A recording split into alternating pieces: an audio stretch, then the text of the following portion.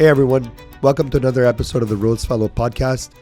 We're here discussing what makes a great team and how to build one. I'm joined by my partner Mike and Joe Rullier. Joe, I'll allow you to introduce yourself. I work for Colliers International. I run the investment department. We have a team that just specializes in real estate investment. There's a pretty title to that. It comes to that. What is the title? My title is Executive Senior Vice President. I think you're underestimating yourself, Joe. You forgot to mention top broker in Canada. How many years in a row now? It's going to be 3 years in a row. 3 years in a row. We gotta mark that because that's important. It's hard to get, and you've achieved that. And you've only been in Quebec for what? 10 years. 10 years. Yeah, so I came back in 2013. Yeah. Congrats. So congratulations. Mike and I know you now almost a decade when you just started in the business. Yeah. To see what you've achieved in 10 years, congratulations. Well, I mean, I could say the same thing about you guys. I mean, what's year number 4, 5, 6? 4.5 years. 4.5 years. And look at what you guys achieved. Thank It's you. incredible. Yeah. I mean, all the development and the reputation that you came across the market. I mean, we're all workhorses. I think we can call any one of each other at 6 a.m. Yep. We're probably at the office, or 7 o'clock at night. We also train together 3 times a week, and it just happened by coincidence. So I think you are who you hang out with, and I'm blessed to have friends like you and people to work with who have the same work ethic as I do. Yeah, same here. I'm returning the favor. I mean, I'm going to the gym with you guys and, putzing around and laughing and then doing business can't get any better than this. Like working with you guys, it's not work. It's actually having fun with my friends. So I do have to say this. We work out 2 to 3 times a week minimum. These two gentlemen are over 6'4" each. I'm about 5'8". You can imagine how it is working out with these two guys and trying to keep up. So you guys keep me on my toes. Thank you. Well, I think we all push each other. That's the goal of it. Absolutely. So, Joe, what would you say is your motivation for wanting to build the best team in the industry? I mean, winning and competing are in my DNA. From my sports background to the way I look at things, I hate losing. Maybe sorry to cut you off, Joe. Maybe just tell us a minute about your background. We know where you come from, but I'd love for you to tell our audience the incredible journey that got you into real estate. But what happened before that was incredible. I started when I was 16. I got drafted by Rimouski in the NHL in hockey. Hockey in major juniors. I moved there as a 16 years old. By yourself, no parents? No parents. We moved in the billet. My mom put me on a bus. She was crying, letting me go. And I lived 4 years in Rimouski. Wow. When I was 17, I got drafted by the Kings in 1998. And then at 19 years old, I signed my first pro contract with them. That year, I played for Team Canada, World Juniors, and then at the end of the year, I moved to LA, started training with the team. And from there, I played 10 years in American League in AHL and another 4 in Europe. And at the end of my career, I was in Russia, and I had to get a knee surgery. It was a 9 months rehab. So I went back to New York. I was living in New York at the time. I did the surgery there, and I was like, I was always, if I didn't have the heart and the passion to win anymore, that I would stop. I would not just hang around for a paycheck. So what I did, I went back to NYU in finance. I did my degree in NYU in finance. At the end of my degree, I called Cushman & Wakefield, and I didn't have $100 million to compete and buy real estate, so I figured I'll become a broker. I'll be in front of the product first if I want to put some money together and buy it, or I can make a commission and put my commission into the deal. But at the end, I fell in love with doing deals and just competing for the business. And so I became a broker. I was 7 years as a broker in Cushman and the investment side. And like any good story, there's a woman involved. I met my wife at the time, and she was like, either you come back or we're gonna go separate ways. And I came back in 2013. She was worth the trip. Exactly. So just to go back on the hockey side, so for fun a little bit, you got to play with some pretty good players. Who's the best player you ever played with? I think, like I played with Vince Cavalier. I played with Mike Jagger. Jagger. Wow. Jaromir Jagger. I think the most impressive one as Jaromir Jagger was not he was very skilled, but he was also 6'4" and a beast. So it was very hard to play against a guy that has the strength and the skills. But by far, the most impressive was Crosby. Really, Crosby. So now, considering what the theme of the podcast is, leadership, team building, did you notice in these players that you just mentioned something different?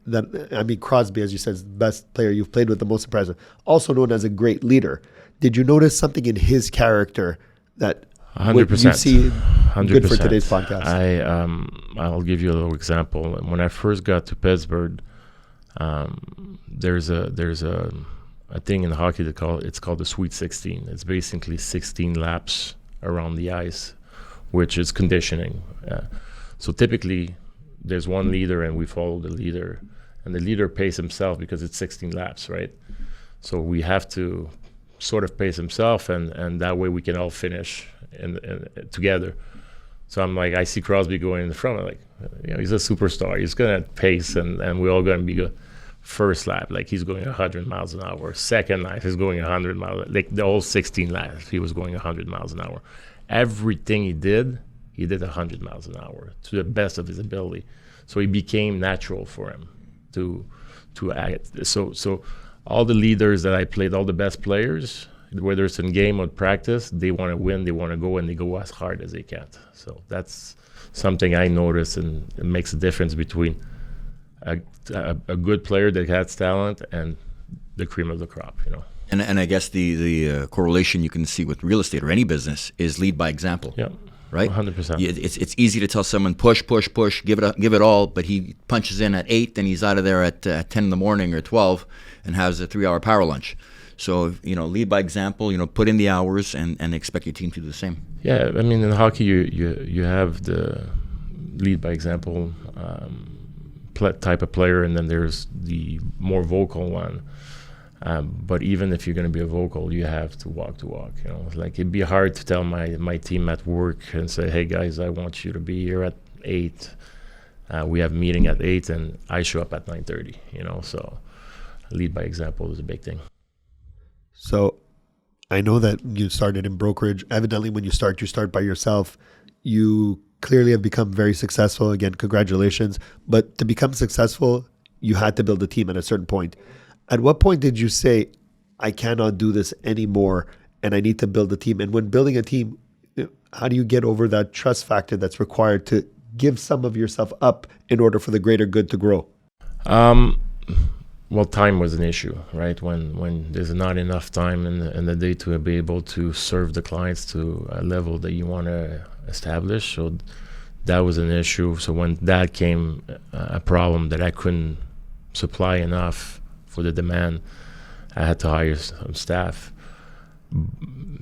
But not micromanaging took me a while because it's my baby. I was like you guys doing everything from A to Z, from admin to sourcing the deal to writing the contract. So answering the phone.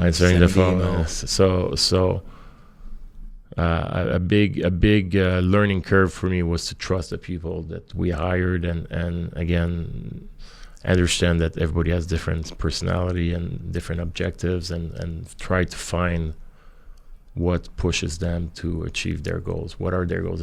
Some people is money, some people is achievements. It's like, so you have to figure out what drives them and use that to make the team move forward, basically. What are some incentives that you try to bring in? Like, what do you do? How do you bring in new employees? What's the learning curve for them? How do you make them feel part of the Joe Rullier team when you're working 200% from day one? How do you bring in somebody new and get them adapted before ever starting? Everybody said, everybody would think it's money, but is it really money in today's market? I don't think so. Money is one factor, but it's not everybody's factors. Recognition is also a factor. Feel part of something is also a factor. and it depends on the personality that they have, right? Like some people making 75 or making 100K, it's nice, but it's not what gonna make them do the extra. So for us, with each of our team members, we are very clear about the process and the role, and then we sit down with them and say, look, what drives you? What is it you want to have more bonuses? Do you want to have more free time? Do you want, like, what is it that drives you to be the best that you can be? And then we incorporate it into the process. One thing that I've been asked many times is that, people, bring up the same comment. Oh, it must be hard to hire people. Good times are bad. And the example I always give is when you want to, I don't know, I'll use an example of a car. You want to buy a Volkswagen Beetle. All of a sudden you see them everywhere. We try to build such an incredible culture at the office, and we showcase that culture to everyone that we speak to, everyone who's with us. They seem proud to talk about that culture. And whenever we have a new opportunity that arises, a new job, we have dozens of candidates that approach us asking to join our team. Even when we don't have a posting, we get calls, 50 calls a week of people who are looking to come work with us. And it's not even about salary. It's about the culture that we've created, that team spirit. To what Sam and I preach all the time, everyone has a say. No one is a puppet in our company. We value everybody's opinion, everybody's decision, and that seems to resonate with everybody that comes with us. And you brought up earlier, Sam, how when people's first comments when they come work with us is, "Wow, it's so different here." I'm given the right to give my opinion, and every opinion that I give is valued. Also, another thing you mentioned, we get 50, CVs, calls, LinkedIn messages. I can tell everybody, we actually look at them all. And the interesting thing that what I've noticed is in our hiring process, and Joe, I'm curious to hear yours, but in our hiring process, the CVs have never been based on accolades. The ones that have impressed us the most of I would say most of our team members that have joined us thus far, it's based on a simple email that they've written us that just was unbelievable. It was something like, we love what you do. This is who I am. This is what I could do. This is what I like. These are my values. These are my values. And that's what stood out more than any accolade we've ever actually seen. Whether it be you've graduated from Harvard, these emails, these notes, these letters, I find have actually inspired us more to hire certain people. Yeah, I agree. I mean, at Colliers, they do have a pre-thorough process, very corporate. However, for our own team, we run our own process, and the personality tests are it is what it is, but at the end of the day, I want to feel the passion, the fire. I want to feel like this person wants to be part of more, and when I feel that in my gut, and after a few meetings, and also they have to be good partnership, right? Like you don't want to have someone that's not fitting with the rest of the team or doesn't have the same value or same passion. So I think it's very important for us, and that's mainly the gut feeling is for me, because I'm going to be working on an everyday basis, right? Like I'll probably see this person more than I see my family. So it's very important that there's a match. I have to say this. I don't know if you remember, several years ago, we would start this is near a little bit past our beginning, and we didn't get that many CVs. And I still remember one thing that one individual did that stuck out to me. I remember we get a courier to our office, our old office. We open the box and it's one shoe, just one shoe. Person wrote to me, now that I have, to Mike and I, now that I have one foot in the door, allow me to bring the other one. And these are little things that stuck out. No, for sure, and then some of even some of the people that were applying for the jobs are going through Colliers, and then they would reach out to me through social media, and then making sure that one I came in the morning and he was waiting in front of the office. I was like, do we have an appointment? He's like, no, I'm here because I want the job. That's dedication. Yeah, and then you see that passion. We've seen that too. So, Joe, switching topics, what would you say would be an example of some of the challenges failures and successes you had in the last few years that you've been in at Colliers now? The challenge is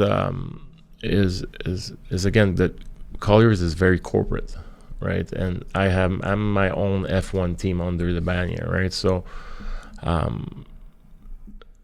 the rules that Colliers have and the rules that my teams have are not the same rules. Like, I'll give you an example. Summer hours, the office is closing at 2. My team is not going home at 2.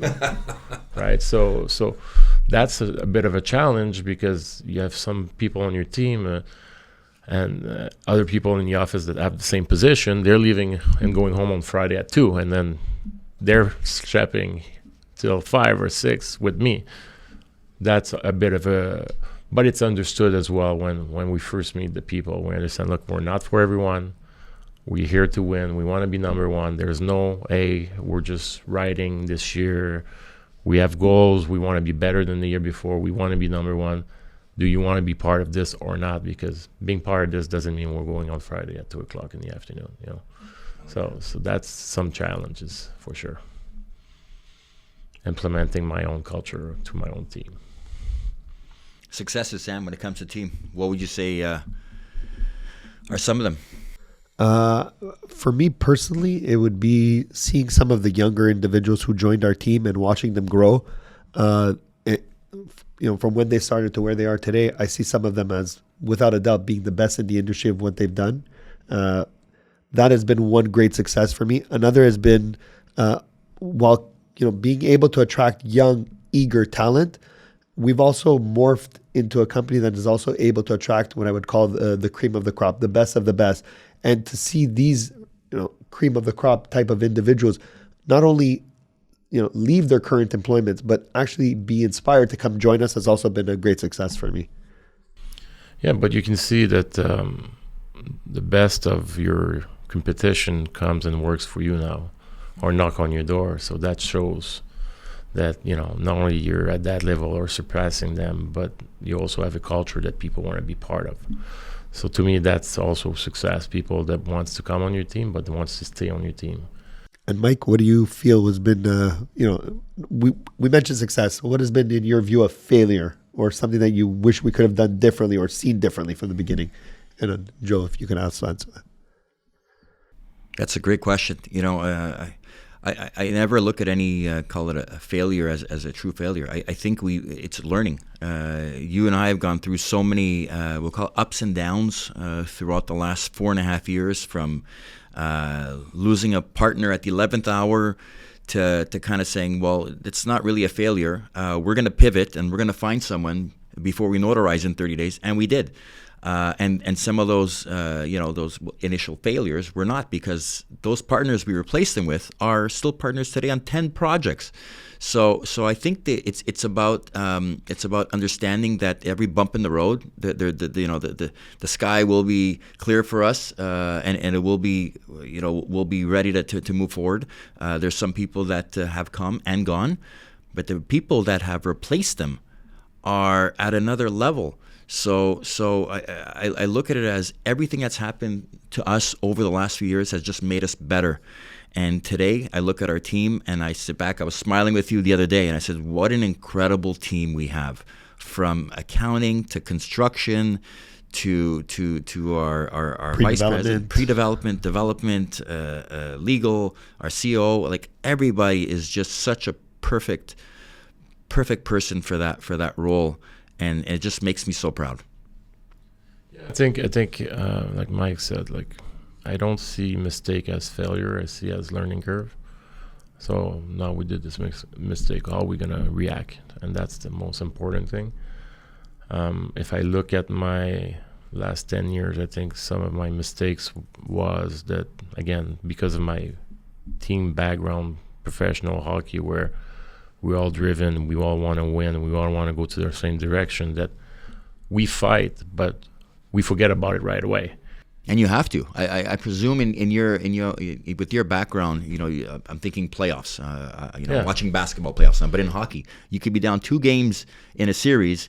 If you're there and if you let that failure take you down, you're done. Just pack your bags and go home. But you find a way to get back up and go. And as a team, you could see in playoff in hockey, I don't know if you followed this year, but Toronto, there was the 2 stars. They start arguing on the bench, but then it stops there. They go back on the ice and they want to win again.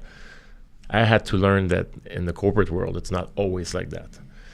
People have feelings, and it's not like a bunch of guys that just wants to win and go to one direction. So I had to adapt my style for everybody to still be on board and still want to be part of it without like hurting their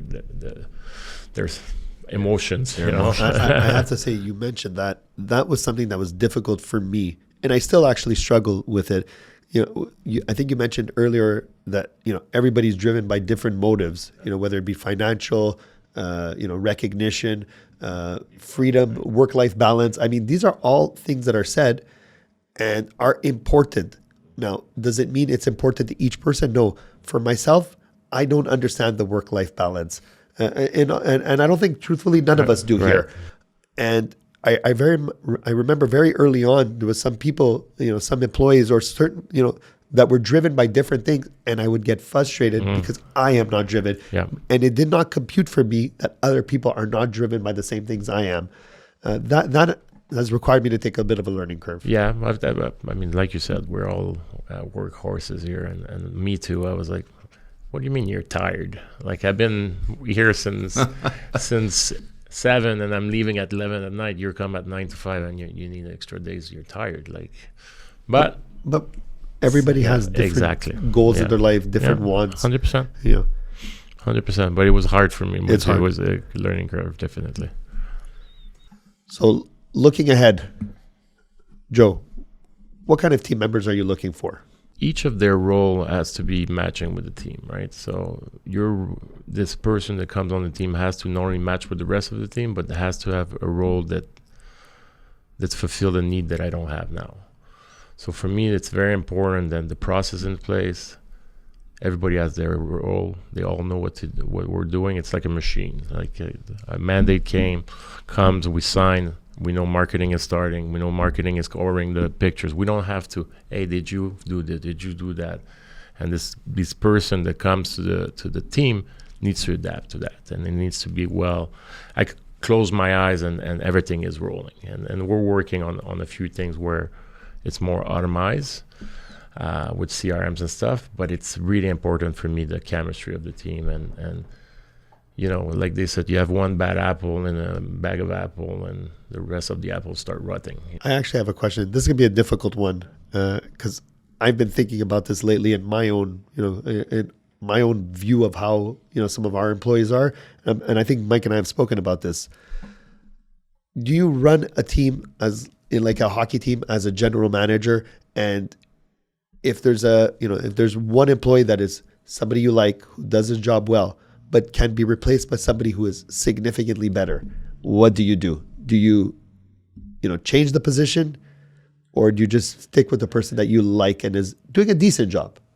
I think chemistry is a big thing for me. I mean, I'd love to have someone that's the top, but if it doesn't match as well with the rest of the team, I would rather go with the team chemistry than just one star that's not aligned with the rest of the team. So like having 5 Jaromir Jagrs on the ice would probably not work. No, exactly. So chemistry is a big thing for me, and I think that when chemistry is involved and we all going to the same direction as a team, it's worth more than one person. Heart is what comes to mind when you ask that question, Sam. We've had some team members that we've altered their role because they had such heart and passion for Rosefellow. They weren't perfect for their role. We just felt we need to find a position for them that'd be more suitable for him or her.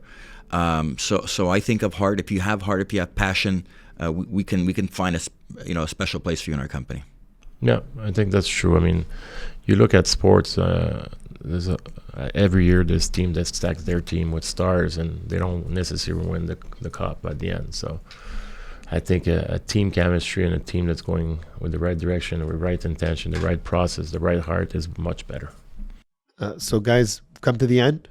Joe, thank you for joining us. Before we say a final goodbye, we're talking about building teams. You've been, successful in your professional career, both as a hockey player and as a real estate professional. Congratulations to that. Thank you. Again. What do you see as a correlation between the two that we might not be seeing right now?